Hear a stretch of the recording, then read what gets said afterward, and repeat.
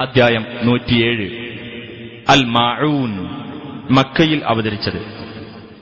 മാഊൻ എന്നാൽ പരോപകാരാർത്ഥം നൽകുന്ന ചില്ലറ സാധനങ്ങൾ എന്നാണ് അർത്ഥം.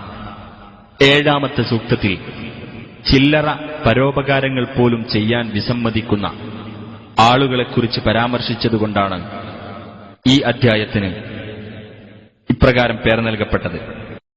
ബിസ്മില്ലാഹിർ റഹ്മാനിർ റഹീം. അറഅയ്തല്ലദീ യുകദ്ദിബു ബിദ്ദീൻ. മതത്തെ വ്യാജമാക്കുന്നവൻ ആരെന്ന് നീ കണ്ടുവോ? ഫദാലികല്ലദീ യദുഉൽ യതീം. അനാഥക്കുട്ടിയെ തള്ളിക്കളയുന്നവനത്രേ അത്. വലാ യഹുദ്ദു അലാ തആമിൽ മിസ്കീൻ.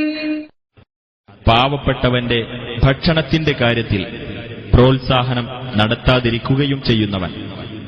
ഫവൈലുൽ ലിൽമുസല്ലീന അല്ലദീന ഹും അൻ സ്വലാത്തിഹിം സാഹൂൻ. എന്നാൽ നമസ്കാരക്കാർക്കാകുന്നു നാശം, തങ്ങളുടെ നമസ്കാരത്തെപ്പറ്റി ശ്രദ്ധയില്ലാത്തവരായ. الذين هم يراءون ويمنعون الماعون.